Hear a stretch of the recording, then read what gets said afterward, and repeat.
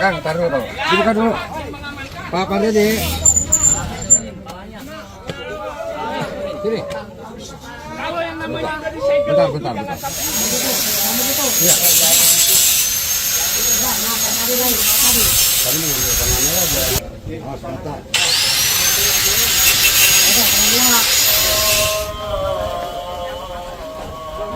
Buatkan dari nyentok. Nyentok. Sini Pak.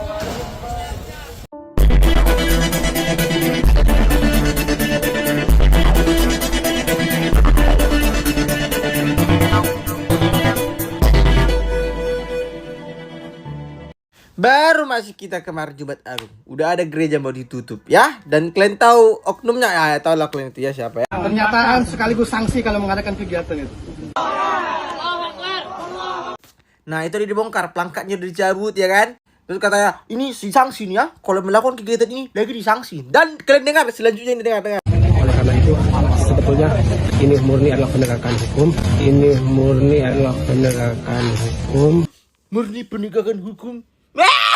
Dan ada lagi dengar. Ini murni sebagai bentuk keadilan. Sebagai bentuk keadilan ku copotlah gereja kalian ini. Itulah ya.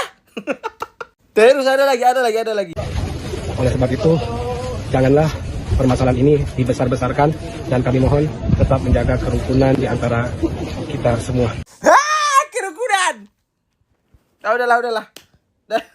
Apakah itu bakalan diurus oleh pihak yang berwajib? Aku kurang tahu. Apakah tunggu viral dulu? Nah, ini aku bantu viralin ya. Paulus ini paling jengkel, paling sentimen dengan Rasul Paulus. Mengapa? Karena gara-gara Rasul Paulus inilah Injil disebarkan ke seluruh dunia kepada bangsa-bangsa lain. Makanya Iblis sangat marah. Dan Iblis marahnya, Rasul Paulus ini dulu kan pengikut Iblis, namanya Saulus. Ketika dia belum bertobat, dia adalah penganiaya jemaat. Ya, tukang nutup gereja. Tukang nutup rumah doa. Seperti sekarang nih anak-anak buahnya Saulus kan masih banyak sekarang tuh. Saya baru dengar ya tuh ya. Ada rumah doa yang ditutup paksa. Ya, rumah doa Tesalonika.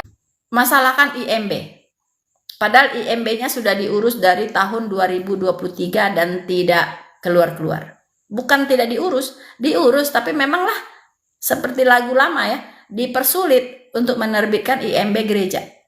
Mengapa IMB gereja selalu dipersulit oleh aparatur negara? Kenapa? IMB yang lain mah gampang, ya kan? Kita bangun rumah, urus IMB, gampang, nggak akan bertahun-tahun ya. Kita bikin mungkin gedung pertemuan untuk kebutuhan yang bukan gereja ya, mungkin untuk gedung pertemuan untuk pernikahan lah ya, untuk pesta dan sebagainya, gampang keluarnya. Mau bikin gedung untuk karaokean, gampang banget ngurus IMB-nya ya. Bikin bangunan untuk toko, urus IMB, gampang juga keluar IMB-nya. Ya, tetapi di Konoha ini, kalau IMB untuk tempat ibadah orang Kristen, wah itu mah bertahun-tahun belum tentu keluar. Ya kan? Bukan tidak diurus teman-teman, diurus, ya, tetapi nggak keluar-keluar. Itu memang sengaja dipersulit, begitu ya. Dan anehnya lagi, aparat ikut andil di situ, ya. Itu teman-teman, aparatnya tuh yang menurunkan merek, yang menggergaji besi segala macam, pagernya diangkat dan sebagainya. Tuh Pamong Praja. Jadi di situ ada polisi, ada TNI, ada Pamong Praja. Nah, terus yang kopiah-kopiah putih itu, ya kan? Yang ada ustadz-ustadznya juga dan pengikutnya lah di sana itu. Allahu Akbar gitu kan, langsung diturunkan. Apa ya seperti itu. Kalau misalnya orang belum gedung itu belum punya IMB, ya dibantu dong. Ya itu tuh ya. Anda yang di instansi-instansi ya kan, yang mengeluarkan izin IMB, dibantu dong itu supaya izinnya cepat keluar. Nggak keluar karena kalian yang nggak mengeluarkan gitu loh, bukan nggak diurus. Rata-rata gereja-gereja tuh ngurus kok IMB. Ya, itu bagi mereka itu juga sesuatu yang diutamakan. Mengurus izin itu mereka tahu gitu. Itu diutamakan mengurus izin itu. Tapi persoalannya nggak keluar izinnya. Jadi bagaimana? Ya, apakah orang Kristen nggak boleh berkumpul berjemaat? Ya, kalau 3 tahun nggak keluar, 3 tahun kita nggak berjemaat gitu. Kalau kalian disuruh berhenti sholat, mau nggak? Nggak mau kan? Ya, kalau orang Kristen disuruh berhenti nyembah Tuhannya juga nggak mau, ya kan? Karena negara Republik Indonesia ini sendiri dalam konstitusinya itu menjamin kebebasan setiap warga negara untuk memeluk agamanya sesuai keyakinannya, dan menjamin setiap warga itu untuk beribadah sesuai dengan keyakinannya. Mana negara? Halo? Mana? Anda ada di mana ketika rumah-rumah ibadah orang Kristen ditutup? Negara ada di mana coba? Ya, konstitusi di atas kertas doang, tetapi tidak bisa diterapkan atau bagaimana? Ya kalau nggak bisa diterapkan ya buang ke laut aja konstitusinya, cuman ngotor-ngotorin aja, gitu kan? Ganti aja konstitusinya bahwa orang Kristen nggak boleh ibadah, gitu aja, harus jujur terus terang gitu loh, iya kan? Jangan ditulisnya menjamin, tetapi yang terjadi adalah selalu dipersulit, dipersekusi orang Kristen untuk beribadah, berjemaat gitu ya. Kalau beribadah kita mah di mana aja, berjemaat, berkumpul berjemaat. Jadi orang Kristen pun butuh tempat. Untuk apa? Untuk berjemaat. Kalian kan juga butuh kan masjid kan untuk berjemaah? Atau nggak usah aja ada masjid?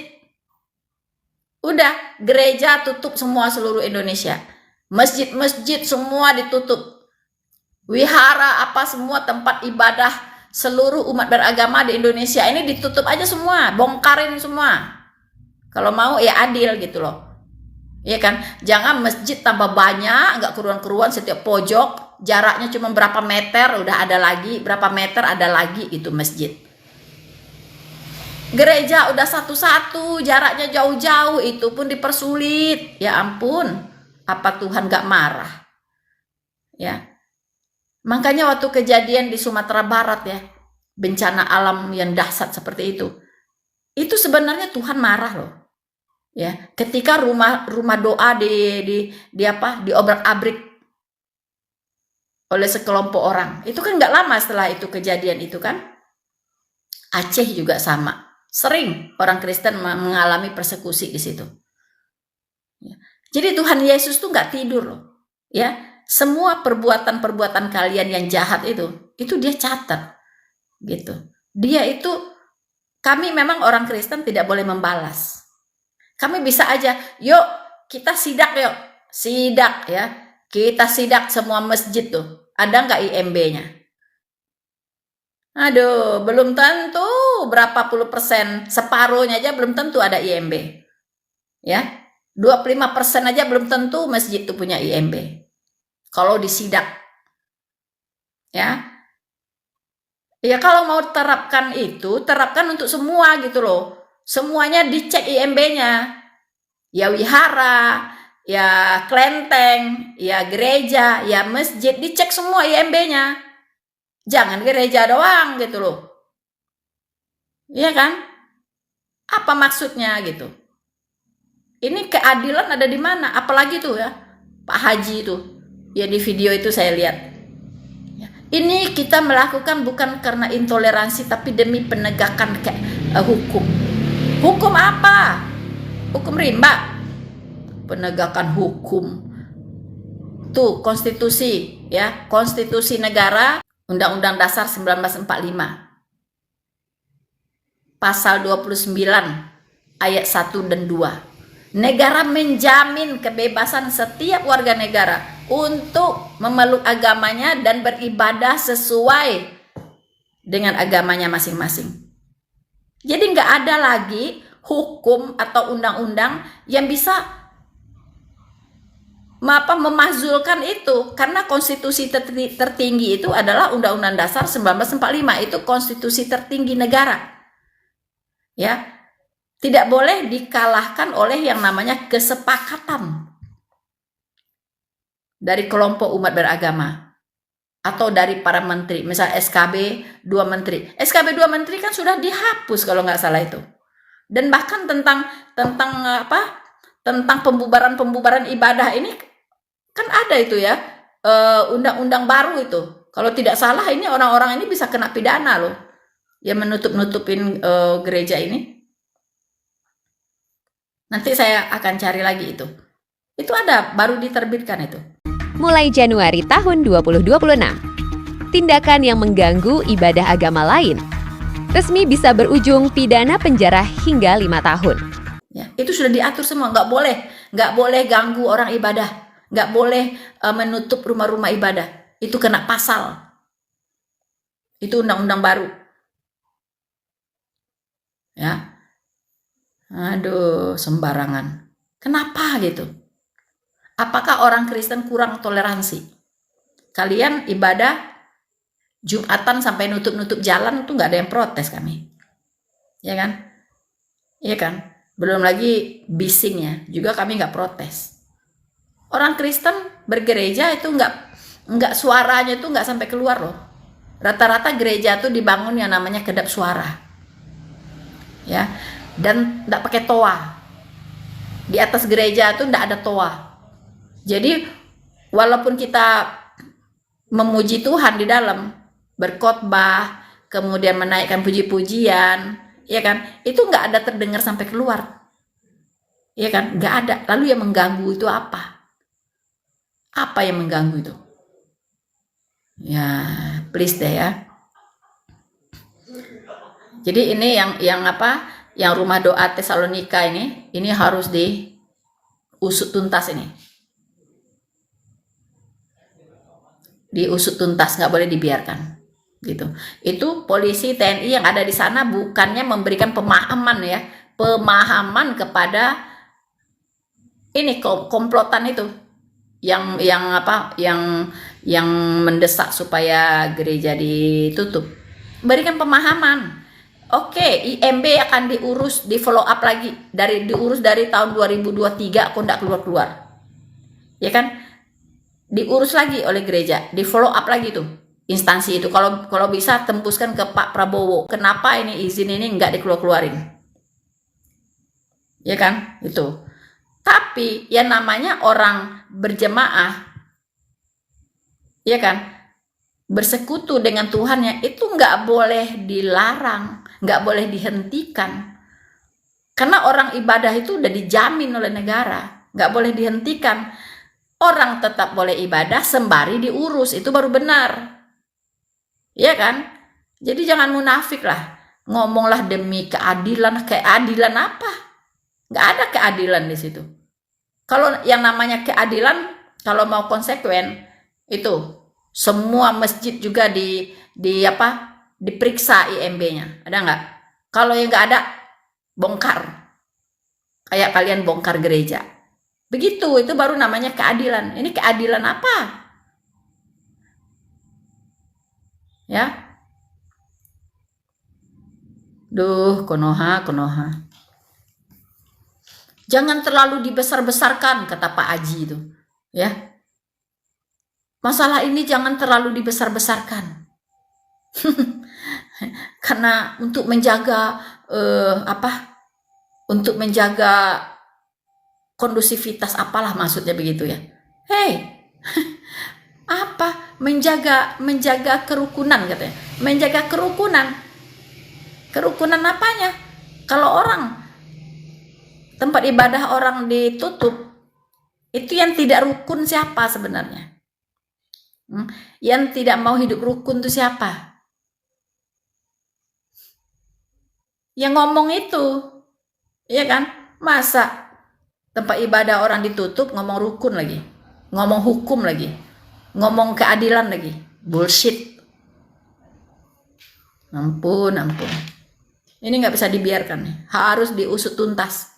Keadilan benar-benar harus ditegakkan, ya. Nggak boleh ada begitu. Kalau nggak, perlakukan semua rumah ibadah seperti itu. Cek IMB-nya.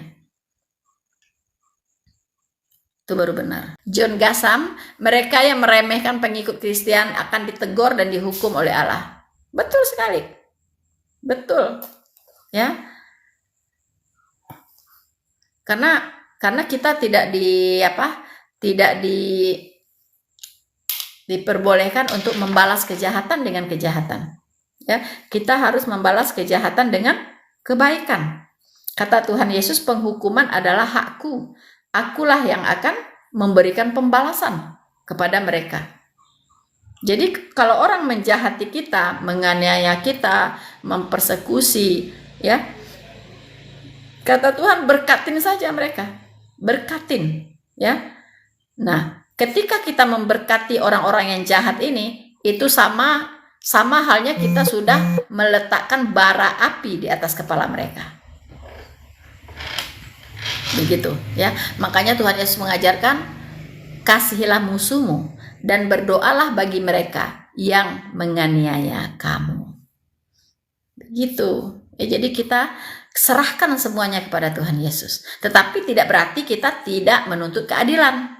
Gitu. Keadilan harus tetap ditegakkan. Karena apa? Karena orang-orang rohani, ya, orang-orang rohani itu paling tidak bisa melihat ketidakadilan. Ya.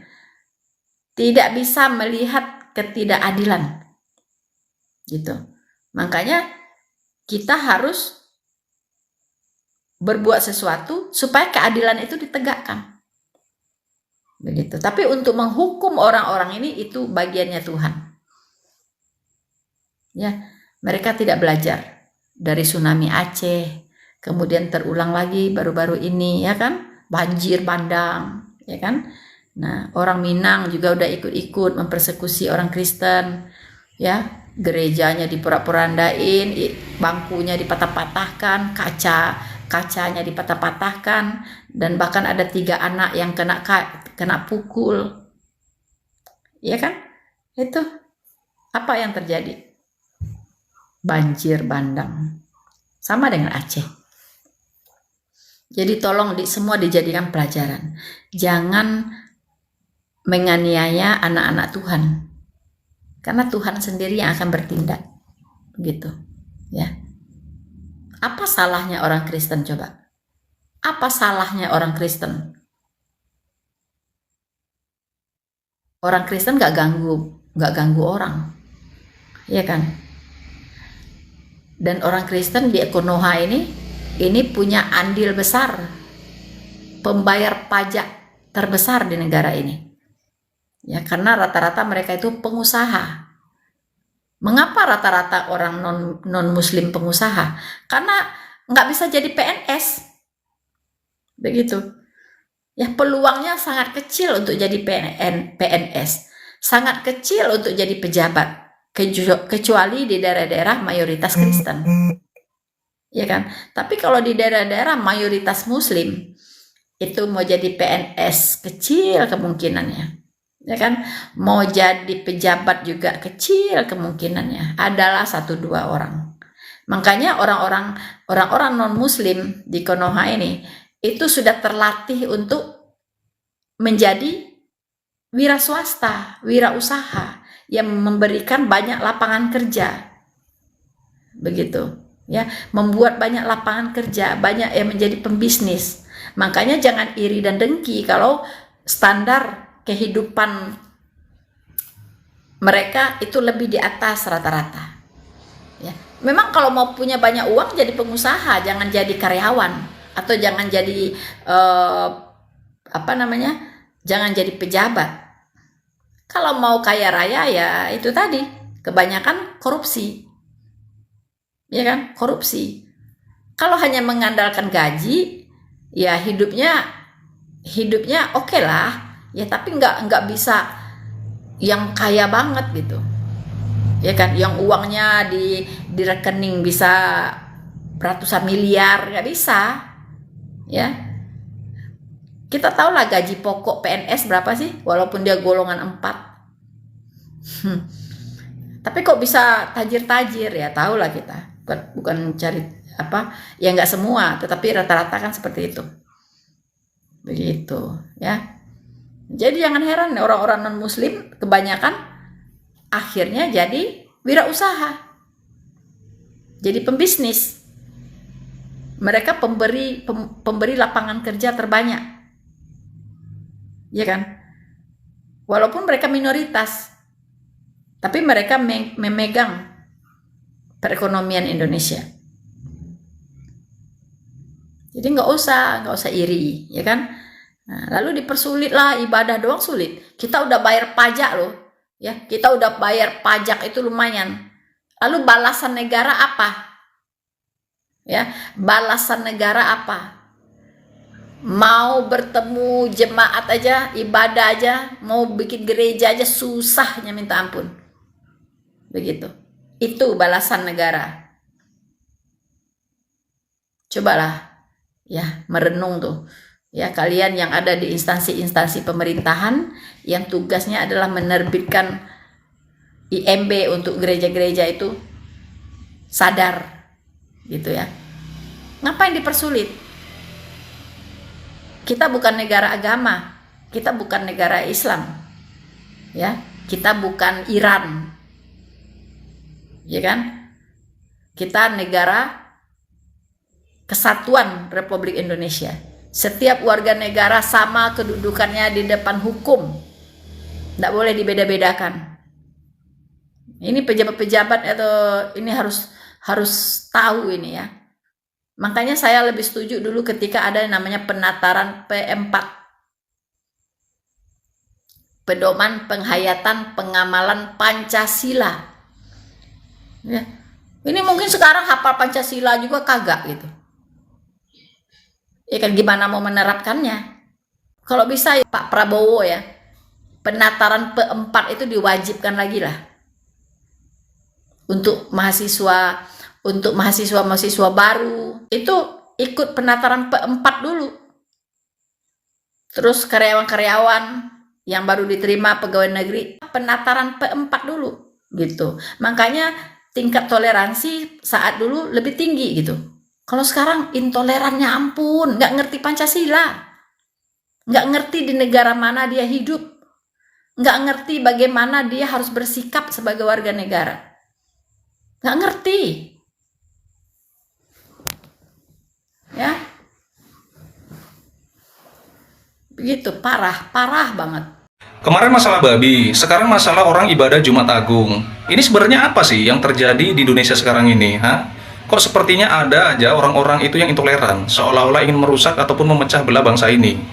Sama, itu aksi dilakukan oleh oknum-oknum tertentu yang mengatasnamakan agama dan memakai simbol-simbol umat muslim. Aku nggak ngerti sebenarnya konsep apa yang kalian pakai dan konsep apa yang kalian anut. Sementara Rasulullah itu nggak pernah mengajarkan hal seperti itu. Kalau memang permasalahannya hanya masalah surat izin bangunan, itu bukan hak kita juga sebagai umat muslim untuk menyegel tempat tersebut. Biarkan itu menjadi urusan hukum dan juga negara ini. Malu rasanya kita ini sebagai umat muslim, tetapi selalu mengganggu agama yang lain untuk beribadah. Ya, jadi tolong buat saudara-saudaraku sesama umat muslim, kalian sadarilah ya. Jangan terlalu ngerasa bahwasannya diri kita itu paling suci. Biarkan mereka itu beribadah sesuai kepercayaan mereka. Ya. Mohon tetap menjaga kerukunan di antara kita semua. Siapapun yang bisa menghentikan, tolong hentikan ormas-ormas, preman-preman yang seperti itu. Karena saya sebagai orang Islam itu merasa sangat malu dan terus-terusan dipermalukan seperti ini. Sampai kapan itu orang-orang Islam dipermalukan sama orang-orang yang kayak gitu? Masa ada orang agama lain sedang berdoa, sedang beribadah, tiba-tiba digusur, dihentikan, digeruduk. Apa hak mereka? Emang mereka harus ngasih izin dulu baru semuanya boleh gitu? Parahnya tuh alasannya adalah karena gereja itu tidak berizin. Ya karena nggak diizinkan. Dan kalau ngomongin soal izin ya, 80% masjid di Indonesia itu tidak berizin. Apakah lalu kalau ada yang Jumatan, kalau ada yang sholat maghrib berjamaah itu dibubarkan gitu? Dan setelah mereka melakukan itu, demi toleransi, gak usah disebarluaskan.